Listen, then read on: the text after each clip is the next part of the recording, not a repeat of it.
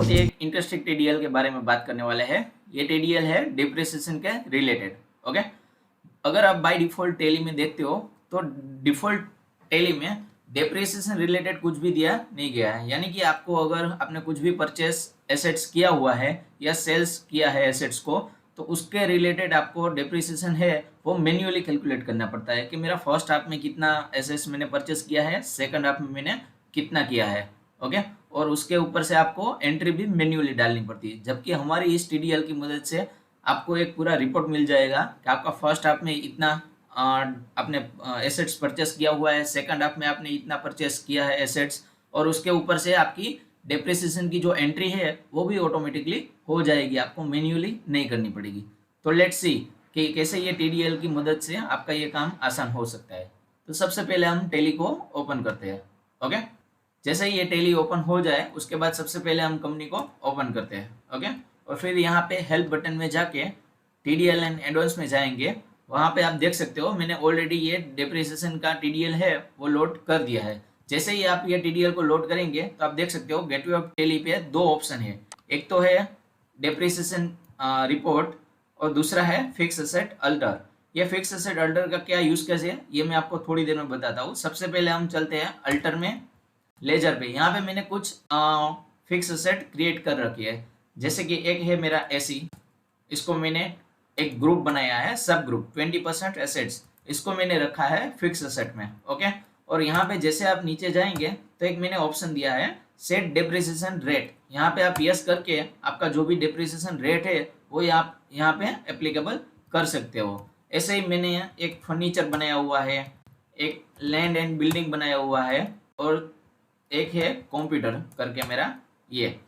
तो कुछ मैंने सब ग्रुप बनाए हैं। जैसे कि मेरा लैंड एंड बिल्डिंग है उसको मैंने डायरेक्टली फिक्स एसेट में रखा है, इसको मैंने किसी ग्रुप में नहीं रखा है, यानी सब ग्रुप में नहीं रखा है। ओके, अब यहाँ पे मैं इसके अंदर जाके सेट डिप्रिसिएशन रेट कर रहा हूँ। मान लीजिए मैं 1/4/2020 से कर रहा हूँ। ओके, और इसको मैं 15% डिप्रिसिएशन रेट दे रहा हूँ। ओके, अब जैसे ही यहाँ पे ये 15% डालेंगे तो जो सेकंड हाफ का रेट है 7.5% वो अपने आप ऑटोमेटिकली काउंट कर लेगा। ओके, इसको मैं कंट्रोल लेकर के सेव करता हूँ। अब एक एक लेजर में यानी एक एक एसेट्स में जाके अगर आप रेट सेट करेंगे तो ये आपका टाइम कंज्यूमिंग बहुत हो जाएगा, क्योंकि एक एक लेजर को आपको ओपन करना है, वो रेट देना है, फिर कंट्रोल लेकर के सेव करके वो सारा सब कुछ करना होता है। इसके बजाय हमने यहाँ पे एक मेनू दिया है फिक्स एसेट अल्टर करके। अब आप यहाँ पे जाएंगे तो सबसे पहले आपको यहाँ पे फिल्टर के ऑप्शन है कि ग्रुप नेम आपको सारे फिक्स एसेट में करना है या आपने जो सब ग्रुप बनाया है 30% 20% उसमें करना है। सबसे पहले हम देखते हैं सारी एसेट्स का लिस्ट। ओके, तो मैं क्या करूंगा, यहाँ पे जो मेन ग्रुप है मेरा फिक्स एसेट उसको सिलेक्ट करूंगा। यहाँ पे जैसे ही आप फिक्स एसेट को सिलेक्ट करेंगे तो उसमें जितनी भी आपकी एसेट्स होंगी उसका पूरा लिस्ट आ जाएगा। तो मैं यहाँ पे ऑल आइटम ले रहा हूँ। ओके, तो यहाँ पे आप देख सकते हो एसेट्स का नाम आ रहा है, उसके सामने उसका कौन सा ग्रुप है। जैसे एसी को मैंने 20% एसेट्स वाले ग्रुप में रखा है, जबकि ये फर्नीचर और लैंड एंड बिल्डिंग है उसको मैंने किसी ग्रुप में नहीं रखा है, इसको मैंने फिक्स एसेट जो बाय डिफॉल्ट टैली का एक ग्रुप आता है उसमें ही रखा है। अब यहाँ पे आप साइड में देख सकते हो F4 करके एडिट डिप्रिसिएशन परसेंटेज है। ओके, तो हम सबसे पहले उसमें जाते हैं। तो यहाँ पे आप देख सकते हो कि मैंने लैंड एंड बिल्डिंग में जो डाला था 15% वो यहाँ पे बाय डिफॉल्ट दिखा रहा है। अब मुझे यहाँ पे कुछ भी अपडेट करना है, जो भी रेट वो कर सकता हूँ। मान लीजिए मुझे यहाँ पे फर्नीचर में अपडेट करना है तो मैं 1/4/2020 डाल के यहाँ से मैं क्या करूँगा, इसका मान लीजिए 20% है तो ये मैं करके कंट्रोल ए करूँगा।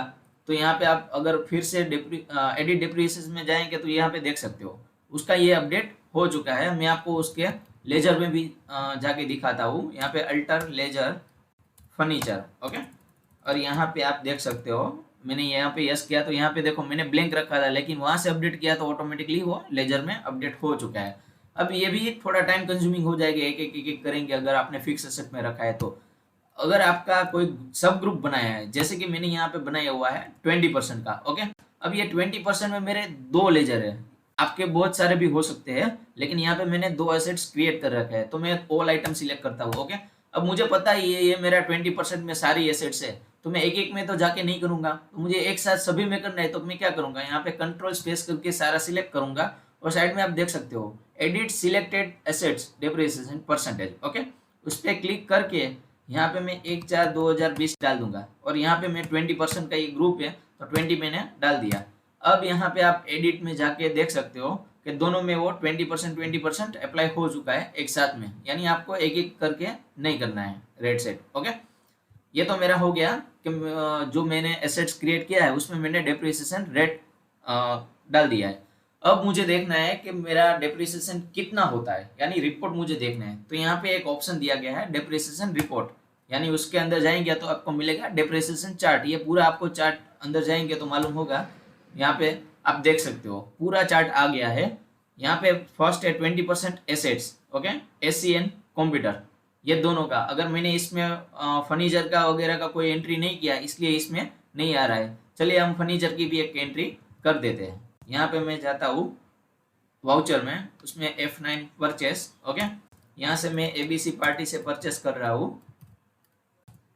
यहाँ पे मैं फर्नीचर ले रहा हूँ और इसका मैं डेट डाल रहा हूँ, मान लीजिए 1/5 को मैं परचेस कर रहा हूँ। ओके, अब मैंने फर्नीचर लिया 60,000 रुपीज़ का मैंने परचेस कर लिया है। ओके, यहाँ पे CGST SGST, ओके, इस एंट्री को मैं सेव करता हूँ और एक एंट्री में डाल देता हूँ यहाँ पे 1 दिसंबर को मैं डाल रहा हूँ। सेम वही ABC पार्टी से मैंने यहाँ पे परचेस किया है फर्नीचर। ओके, अब यहाँ पे मैं ये इसको डालता हूँ 30,000, ओके, CGST SGST, इसको कंट्रोल ए करते हैं। अब यहाँ पे हम फिर से डिप्रिसिएशन चार्ट में चलते हैं। अब आप देख सकते हो कि मैंने जैसे फर्नीचर की एंट्री डाली तो उसका भी यहाँ पे लिस्ट में आ गया है। जब तक मैंने कोई एंट्री नहीं डाली थी, आप यहाँ पे अगर देख सकते हो फर्नीचर के लेजर में मैं जाऊँगा, यहाँ से मैं पूरा पीरियड अप्रैल से लेकर मार्च का दूंगा तो सिर्फ 2 एंट्री ही दिखा रहा है, उसके पहले कोई एंट्री नहीं थी इसलिए यहाँ पे लिस्ट में नहीं आ रहा था। अब आप देख सकते हो कि यहाँ पे सबसे पहले ग्रुप वाइज यहाँ पे फिल्टर दिया है। जो 20% एसेट्स है उसके अंदर मैंने 2 डाला था, एसी और कंप्यूटर को, वो दिखा रहा है। और जिसके अंदर कोई ग्रुप नहीं होगा वो यहाँ पे अनग्रुप फिक्स एसेट करके आ जाएगा। जैसे कि ये फर्नीचर मेरा कोई फिक्स एसेट में डायरेक्ट है, कोई ग्रुप में नहीं है। अब यहाँ पे आप देख सकते हो एसी का, ओके, इसके अंदर आप एसी में जाएंगे। अगर मैं यहाँ पे एसी के लेजर में चला जाता हूँ, यहाँ पे मैंने 30,000 ओपनिंग बैलेंस डाला हुआ है। ओके, तो आप यहाँ पे देख सकते हो ये रिपोर्ट में कि ये डिप्रिसिएशन रेट यहाँ पे आपको 20% दिख रहा है, ओपनिंग बैलेंस यहाँ पे 30,000 दिखा रहा है। ओके, अब इसके बाद इसका ट्रांजेक्शन आ रहा है। यहाँ पे 1 जून को मैंने 35,000 का परचेस किया था। अब इसके अंदर ही चले जाते हैं लेजर के, तो 1 जून को मैंने यहाँ पे 35,000 का परचेस किया है। 3 अक्टूबर को मैंने 28,000 का किया है और 4 अक्टूबर को मैंने 32,000 का किया है। ओके, अब यहाँ पे हम रिपोर्ट में देखते हैं जो 35,000 और 28,000 है, यानी 1 जून और 3 अक्टूबर को, वो फर्स्ट हाफ में मेरा दिखा रहा है। और जो 4 अक्टूबर को जो मेरा है एसेट परचेस, वो मेरा कब दिखा रहा है? सेकंड हाफ में। क्यों? क्योंकि जो फर्स्ट हाफ का पीरियड होता है वो 1 अप्रैल 2000, मान लीजिए ये मेरा 20-21 का है तो इसका काउंट क्या होगा? 1 अप्रैल 2020 से लेके 3 अक्टूबर 2020 होगा। और जो 4 अक्टूबर से 31 मार्च होगा वो मेरा सेकंड हाफ होगा। ओके, तो इस हिसाब से इसने 4 अक्टूबर को जो मैंने परचेस किया वो सेकंड हाफ में रखा है और 3 अक्टूबर को जो मेरा परचेस हुआ है वो मेरा फर्स्ट हाफ में इसने काउंट किया है। अब इसका टोटल यहाँ पे ओपनिंग 30,000 है, मेरा फर्स्ट हाफ का टोटल परचेस है 63,000 का और सेकंड हाफ का है मेरा 32,000 का। तो टोटल मेरा कितना हुआ? Final value 1,25,000। ओके, उसके हिसाब से मेरा डिप्रिसिएशन वैल्यू कितना होना चाहिए? 21,800 यहाँ पे ऑटोमेटिकली कैलकुलेट करके दिया है। और 31 मार्च 2021 को वो कितना होना चाहिए उसकी वैल्यू मेरी डिप्रिसिएशन को बात करके 1,03,200। ओके, इसी तरह से सेम टू सेम ये कंप्यूटर का भी है और ये फर्नीचर का भी आप देख सकते हो पूरा है। अब मान लीजिए मुझे यहाँ से इसकी डिप्रिसिएशन की एंट्री करनी है तो यहाँ पे क्या करना है आपको? सिंपली ये सिलेक्ट करना है। यहाँ पे इसको मैं एसी को, कंप्यूटर को और फर्नीचर को सिलेक्ट करूंगा और यहाँ पे जिसमें मेरा होगा वो एंट्री ऑटोमेटिकली हो जाएगा। साइड में आप देख सकते हो एक ऑप्शन दिया गया है ऑटो डिप्रिसिएशन एंट्री। अब जैसे मैं यहाँ पे क्लिक करूंगा या F4 प्रेस करूंगा तो आप देख सकते हो सारी एंट्री ऑटोमेटिकली यहाँ पे हो गई है। चलिए देखते हैं। सबसे पहले एसी में मैं एंटर करता हूँ तो यहाँ पे कितना आ रहा था डिप्रिसिएशन वैल्यू? 21,800। ओके, तो आप यहाँ पे देख सकते हो ये जनरल की एंट्री ऑटोमेटिकली उसने पास कर दी है। यहाँ पे depreciation on 31 March 2021 for the AC narration भी अपने आप हो गया है। और यहाँ पे आप देख सकते हो डिप्रिसिएशन का जो ये लेजर है, हाँ, वो यहाँ पे डेबिट हुआ है और यहाँ पे क्रेडिट में 80। हाँ, यहाँ पे आप डेप्रिसिएशन का जब लेजर बनाते हो ना, वहां पे एक आपको ऑप्शन यस करना है। इसको इनडायरेक्ट एक्सपेंस में रखा है और यहाँ पे एक ऑप्शन दिया गया है, is it depreciation ledger, yes. आप ये इसको यस करेंगे तभी ये वर्क होगा, उसके अलावा नहीं होगा। ओके, तो यहाँ पे आप देख सकते हो एसी में भी मेरी जनरल की एंट्री ऑटोमेटिक हो गई है, कंप्यूटर में भी मेरा जनरल का एंट्री 22,500 का जो था वो हो गया है, और जो मैंने फर्नीचर की एंट्री अभी 2 नई की थी उसमें भी आप देख सकते हो जनरल की एंट्री 15,000 डेप्रिसिएशन के हिसाब से हो चुकी है। अब मान लीजिए ये फर्नीचर, ये डेप्रिसिएशन की एंट्री हो चुकी है, उसके बाद अब मान लीजिए इसको मैं सिलेक्ट करता हूँ और फिर से यहाँ पे प्रेस करता हूँ ऑटो डेप्रिसिएशन एंट्री, तो ये दोबारा एंट्री नहीं करेगा। आप देख सकते हो जो एक एंट्री हुई है उसके अलावा वो दोबारा नहीं करेगा। अगर आप इसको डिलीट कर देते हो तो ये दोबारा कर सकता है, उसके अलावा ये दोबारा नहीं कर सकता। अब मान लीजिए ये तो मेरा हो गया परचेस का। अब मैं कोई एसेट्स को सेल करता हूँ, मान लीजिए ये फर्नीचर है, उसकी एक हम सेल्स की एंट्री डालते हैं। मान लीजिए ये मैंने 1 जनवरी 2021 को सेल किया। यहाँ पे मैं एबीसी पार्टी को सेल कर रहा हूँ, मान लीजिए कोई भी पार्टी दूसरी ले लेते हैं, यहाँ पे अल्फा प्रोविजन को, और मैंने 10,000 रुपये में ऑन अकाउंट मेरा फर्नीचर में ले रहा हूँ। ओके, यहाँ पे 10,000 ऑन अकाउंट, इसको मैंने सेव किया। अब फिर से हम चलते हैं डेप्रिसिएशन रिपोर्ट में, डेप्रिसिएशन चार्ट।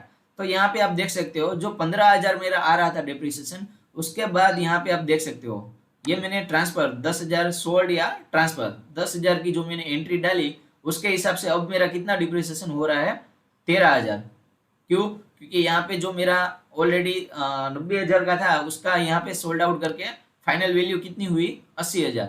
अब मैं इसका एंट्री डालता हूँ फिर से, फर्नीचर को सिलेक्ट करके ऑटो डेप्रिसिएशन, और इसके अंदर अब जाते हैं यहाँ पे, तो आप देख सकते हो ये 13,000 की एंट्री ऑटोमेटिकली कर दी है। ये 10,000 जो है वो मैंने सेल आउट किया था उसके हिसाब से है, और ये मेरा 13,000 का डेप्रिसिएशन का वैल्यू हो चुका है।